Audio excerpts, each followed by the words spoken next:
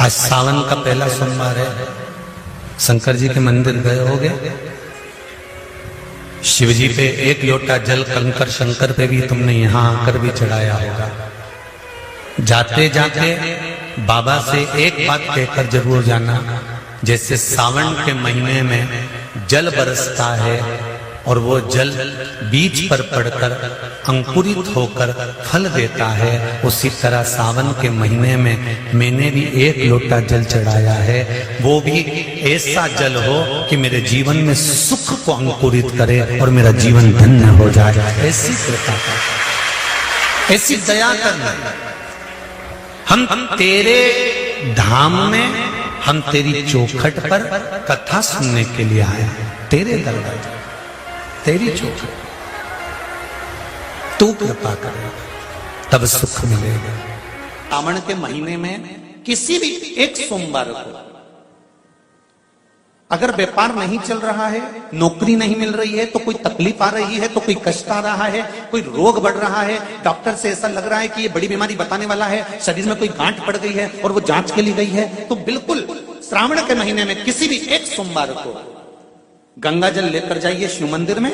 शंकर जी के मंदिर में थोड़ा सा गंगा जल नंदी को समर्पित कर कर, थोड़ा अशोक सुंदरी को समर्पित कर कर, थोड़ा गणेश और कार्तिकेय को समर्पित कर कर, थोड़ा सा गंगा जल जया विषहरा शामरी बारी दौतली और देव को समर्पित कर कर, थोड़ा सा गंगा जल शिवलिंग पर समर्पित कर दो। उस गंगा जल को वापिस झेल कर लेकर आओ। 3 दिन तक लगातार उस गंगा जल को पीना प्रारंभ करो। उसके बाद जांच के लिए आप कहीं पर भी जाइए, बाबा कृपा जरूर करेगा, ये निश्चित था। उस गंगा जल की प्रधानता, उस गंगा जल का एक गौ माता, गौ, गंगा और संत, ब्राह्मण, साधु, सन्यासी, सात्वित्ववान नारी, कन्या, स्त्री, इनका जो महत्व है उसको जान गए तो जिंदगी सार्थक हो। शिव को जल चढ़ाने वाले एक बात याद रखना, थोड़ी प्रतीक्षा जरूर करना। परीक्षा वो करेगा, प्रतीक्षा तुम करिए। शिव को जल चढ़ाने वाला प्रतीक्षा करना, इंतजार करना। इतनी जल्दी डोलना मती कि मेरा काम नहीं हुआ तो मैं मंदिर नहीं जाऊंगी, मेरा काम नहीं हुआ तो मैं शंकर जी के मंदिर नहीं जाऊंगी। आप मंदिर के अंदर भी नहीं जा सकते तो शिवालय के सामने से, मंदिर के सामने से निकल कर जाते जाते श्री शिवाय नमस्तुभ्यम कहते भी निकल गए तो भी बाबा सुन लेता। सरल है शिव, सहज है शिव। उसको आडंबर पसंद नहीं है। मेरे शंकर भगवान को छल पसंद नहीं है, दिखावा पसंद नहीं है। सुगंधा कह रही है, बाबा आपके नेत्र खुले हैं, आपके नेत्र खुले हैं बाबा, आप मुझे बताएं मैं कौन से महीने से 16 सोमवार के व्रत प्रारंभ करूं, उसका विधान क्या है, क्या विधान। कहा भगवान वर्णन करे। ऋषियों ने कहा सुनो सुगंधा, ये 16 सोमवार का व्रत कोई साधारण नहीं है। सुगंधा, संतान की प्राप्ति के लिए अगर 16 सोमवार का व्रत उठाया जाता है तो श्रावण के पहले सोमवार से उठाया जाता है। कब से उठाना चाहिए? श्रावण का पहला सोमवार। श्रावण के महीने की पंचमी, कौन सी तिथि? पंचमी। चाहे वो शुक्ल पक्ष की हो, चाहे वो कृष्ण पक्ष की। श्रावण महीने की पंचमी के दिन शंकर भगवान पर जिस जिस परिवार के व्यक्ति का कांवड़ जल हमने बताया है आपको, जरूरी नहीं है कि डंडा बांधकर 2 कावड़ के जल के लोटे लेकर जाओ, आप अपने हाथ में भी 2 पात्र लेकर जा सकते हैं।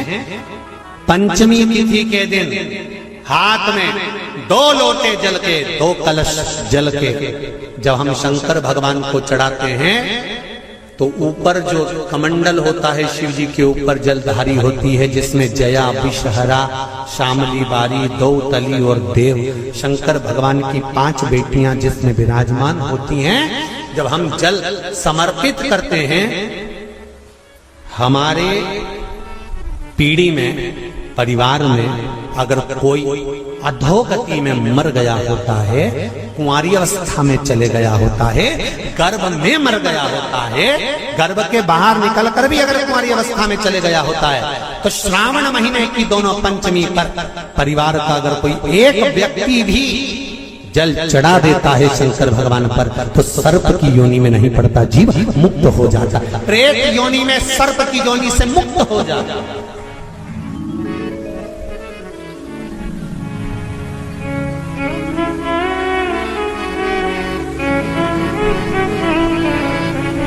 महाराज,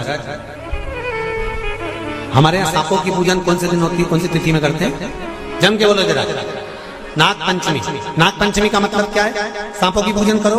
नाग पंचमी का मतलब होता है शंकर जी के मंदिर में जाकर एक लोटा जल समर्पित कर दो। उसका कारण क्या है कि हमारे परिवार में, हमारे कुटुंब में कोई कुटुंब में, परिवार में कोई 7 पीढ़ी के अंतर्गत भी अगर कोई जीव तड़प रहा होता है, पड़ा हुआ होता है, उसकी मुक्ति नहीं होती है, तो पंचमी का चढ़ा हुआ जल उस जीव को प्राप्त हो जाता है और वो जीव तर जाता है, उसका फिर जन्म नहीं होता, वो तर। इसको मुक्तता कहता है, इसको मोक्ष का कहता है।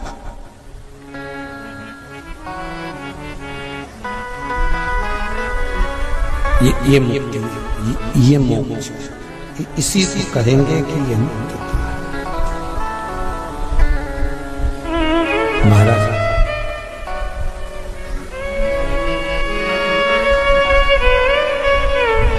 चढ़ाते हो आप लोग पंचमी के दिन, चाहे नाग पंचमी हो, चाहे श्रावण महीने की शुक्ल पक्ष की, चाहे कृष्ण पक्ष की पंचमी हो,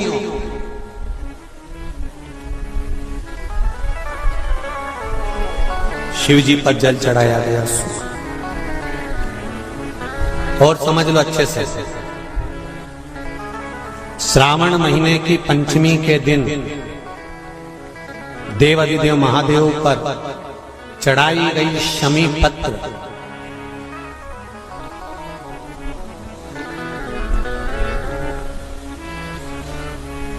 शंकर भगवान पर चढ़ाई गई शमी पत्र आस्तिक मुनि का नाम लेकर, कौन से मुनि?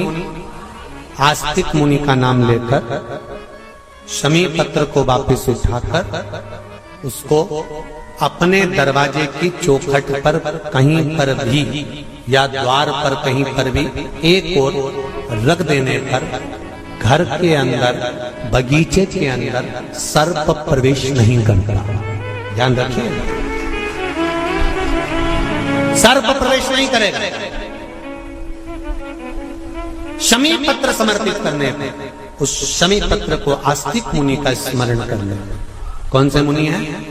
आस्तिक मुनि का स्मरण करने पर भीतर घर के अंदर बगीचे में सर्प भी प्रवेश नहीं। उस शमी पत्र में जया, विषहरा, शामली वारी, दौतली और देव, ये 5 कन्याओं का भाव प्रकट हो जाता है और वो कन्याएं हमारे घर के द्वार की रक्षा करती हैं। 5 कन्याएं, पार्वती जी ने कहा 5 बेटियां, हाँ मेरे तप बल से प्रकट हुई, मेरे तप करने से, मेरी साधना करने से ये प्रकट हुई। ये जया, विषहरा, शामली वारी, दौतली और ये देव, ये 5 कन्या हैं।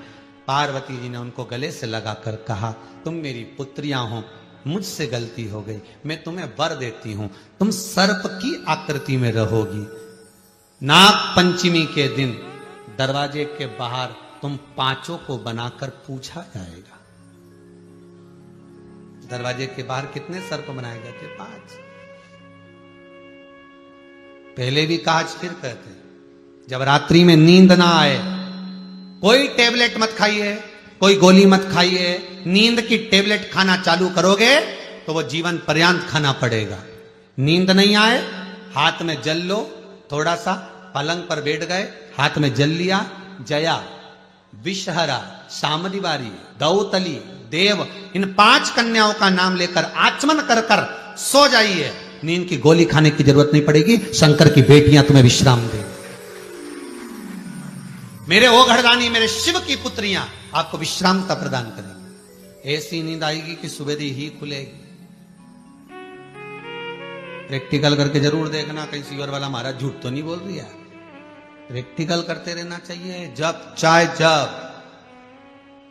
एक महाराज प्रवचन दे रहे थे, प्रवचन में कह रहे थे शराब पीने वाला व्यक्ति, मदिरा पीने वाला व्यक्ति गटर में पड़ा होता है, नाली में पड़ा होता है। ये गंदा नाली का पानी है, मत पियो, बर्बाद हो जाओगे। महाराज प्रवचन में कह रहे थे। उसी में एक महाराज का पहचान वाला बेटा था, उठ के खड़ा हो गया। ओ महाराज, इतनी बड़ी बड़ी बात कह रहे हो, तुम्हारा सग्गा भाई पी के तो नाली में पड़ा है, गटर में पड़ा है, कीचड़ में पड़ा है। पहले उसको तो ज्ञान दे लो, फिर हमसे कह देना। महाराज जी को क्रोध नहीं आया। महाराज ने प्रवचन करते करते कहा, देखो भैया, मैं भी प्रवचन दे रहा हूं, मेरा भाई भी प्रवचन दे रहा है, मैं मुख से समझा रहा हूं, मेरा भाई प्रैक्टिकल करके दिखा रहा है। मेरा भाई प्रैक्टिकल करके दिखा रहा है। अगर मेरी बात समझ में ना आए, कम से कम से देख के तो समझ जाओ कि गलत काम मत करो। कभी तुम्हारे मन में आए तो एक आध प्रैक्टिकल कर लेना। जिस दिन नींद नहीं आया, उठाया, हाथ में पानी लिया, जया विशहरा शाम दिवारी दौतली देव, पांचों कन्याओं का नाम लो, शंकर जी का नाम लो, श्री शिवाय नमस्तुभ्यम बोलो और आनंद की नींद सोइए। नींद नेत्र पर आई। शिव जी का एक नाम है ब्रह्मेश्वर महादेव।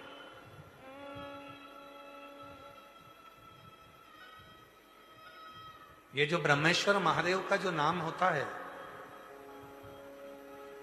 कई लोग कहते हैं हमारा बच्चा डिप्रेशन में पहुंच गया, हमारी पत्नी डिप्रेशन में है, हमारा पति डिप्रेशन में है, नींद की गोली खाना पड़ रही है, सुस्त सुस्त रहते हो, डिप्रेशन में चल रहे हो, टेंशन दिन रात दिमाग में चलता रहता है। तो चिंता को मिटाया कैसे जाए?